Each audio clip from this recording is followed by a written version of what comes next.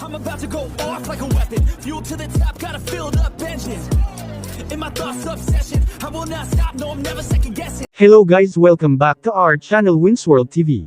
So ito pala ang pangunahing dahilan kung bakit hindi matuloy-tuloy ang laban ng Naoya Inoue versus John Riel Casimero na hindi pa alam ng karamihan. Alam naman natin na talagang makapangyarihan itong si Bob Arum sa mundo ng boxing.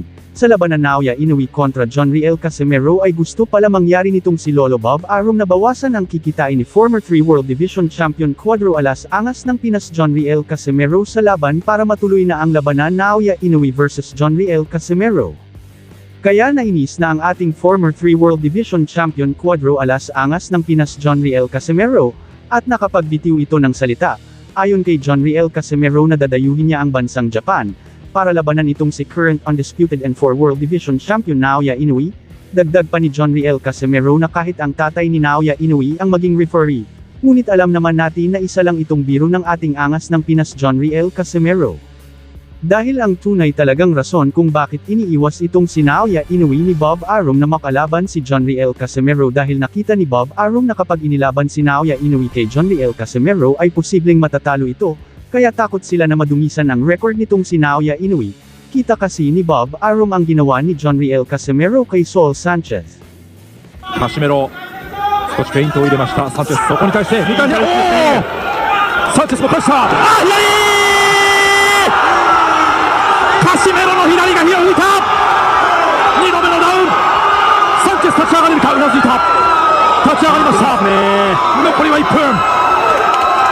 さあカシメロが来るか。仕留めに来る。サンチェスしのげるか。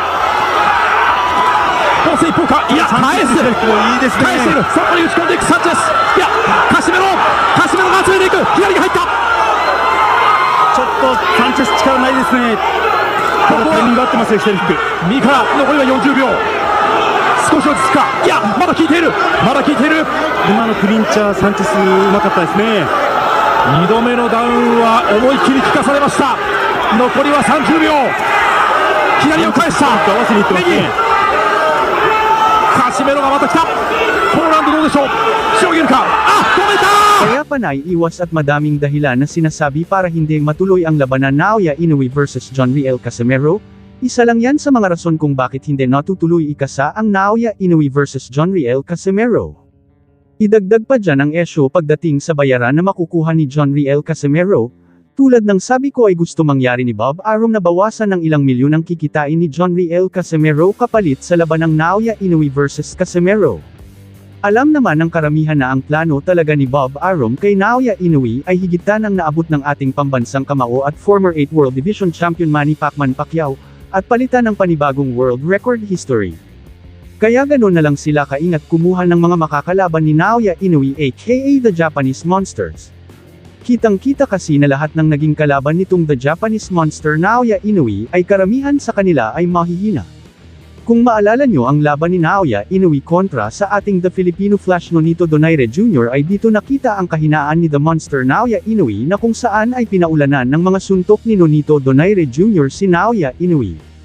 Partido pa, isang matandang Donaire ang nakalaban niya na muntik pa niyang ikatalo, paano kung nagkataon na parehas sila ng edad ni Nonito Donaire Jr., tiyak hindi tatagal ng 2 rounds si Naoya Inoue kay Nonito Donaire Jr. at hahalik ito sa ibabaw ng boxing ring, at kung malas-malasin pa siya ay baka doon pa siya makatulog sa ibabaw ng boxing ring. Not having to have done much, so these rounds have gone. And as you say, Inoue just lovely double jab up, very quick, very spiteful. Good work. 5 if you include that. WBA. The spiteful shots, planting his feet, really trying his best to counter though from the both thinking, both letting their shots. Don't know what the odds would have been on it. Wouldn't have got much though, and that reminds him why his reputation as a puncher is as it is. Uppercut into the eye, could that be a problem? Right hand from Dawn now. There, just beginning to swell a little bit. Check left lands, but it's almost a little bit disconcerting to see a man stand. Oh! Counter right hand! circumstances. We know Ayun nga mga Dumako naman tayo sa iba pang mga balita. Alam naman ng karamihan noong kasagsagan ng kalakasan ni former 8 World Division Champion Manny Pacquiao na ayaw ni Bob Arum itapat ang bata niya na si Terence Crawford. Dahil ang rason ni Bob Arum ay iniiwas daw siya itapat kay Terence Crawford dahil baka doon makatulog si Manny Pacquiao sa ibabaw ng boxing ring dahil sa lakas nitong si Terence Crawford. Nakita din kasi ni Bob Arum na mahina na ang demand ni Manny Pacquiao noon dahil sa dalawang sunod na pagkatalo. Ngunit ngayon ay panay na siya habol kay Manny Pacquiao na ituloy at ikasa na ang laban sa alaga niyang si Terence Crawford. Ang dahilan talaga dyan kung bakit niya hinahabol na maikasa ang labanan Terence Crawford versus Manny Pacquiao ay nalulugi na si Bob Arum sa kanyang negosyo at isa sa paraan niya na makabawi muli ay ang maikasa ang labanan Terence Crawford versus Manny Pacquiao. Nanganganib na kasi itong si Bob Arum na iwanan siya ng kanyang alaga na si Terence Crawford dahil sa pagbabawas nito sa kikitain ni Terence Crawford sa kanyang mga laban, kaya naiinis na itong si Terence Crawford kay Bob Arum. Alam naman natin na matagal na sa poder ng top rank promotion itong si Terence Crawford ay hindi pa ito masyadong lumalaban sa mga top boxer sa kanyang division. Alam natin na may galit itong si Bob Arum kay Manny Pacquiao dahil sa pag-alis nito sa top rank promotion. Kaya si Terence Crawford lang ang paraan niya para makagati kay Manny Pacquiao. Nakaganti na siya, may pera pa siya, ganun katalino si Bob Arum. Ngunit hindi niya ba nakita kung paano pinagapang at pinatumba ni Manny Pacquiao si Thurman? Manny Pacquiao. Oh, down goes Thurman! And let me tell you, that was just a quick punch. There's Pacquiao, he rushing in, leg to boom, and there's the hook that dropped him, but preceded by a straight left hand to the belly. You know, Dagdag pa sa ating mga balita. I'm never second guessing. You automatically change. Oh, and there's the left hand that backed up Broner. Get it to guys. I'm getting worried about that because he's fought and taken so much damage. Take a look at the punch though. Finished off Dave. Oh, a lunging left hand that backs up Kaliaskas. Then an uppercut. Let's watch how he does it here. One punch, that's it. Bud Crawford, title. Si Terence Crawford ay isa sa top pound-for-pound fighter.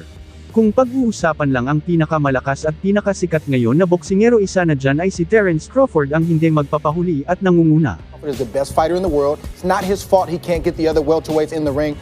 Si Terence Crawford ay marami na itong napatunayan sa ibabaw ng boxing ring. Isa rin si Terence Crawford na maituturing na alamat at magtatatak sa mundo ng boxing sports. Gusto niya maging #1 best fighter at makuha ang pagiging hari sa mundo ng boxing at susubok sa galing at lakas ng ating pambansang kamao former 8 World Division Champion Manny Pacquiao. Hopefully thinking about scheduling that fight outside of the United States. Si Terence Crawford ay nananatili pa ring itong undefeated at siya ang haamon at susubok sa galing at lakas ng mga top contender sa bawat division. Kilala itong si Terence Crawford na isang matapang at maangas na boksingero na gusto maging hari sa buong mundo pagdating sa boxing sports. Ang labanan Terence Crawford at Manny Pacquiao ay laban ng mga mandirigmang malalakas na gustong maghari sa mundo ng boxing sports. Dito rin masasagot ang lahat ng mga katanungan kung sino talaga ang malakas. Thank you for watching. Salamat sa inyong panunood. This is Wins World TV. Saying peace, love and good vibes lang tayo lagi, okay, alright.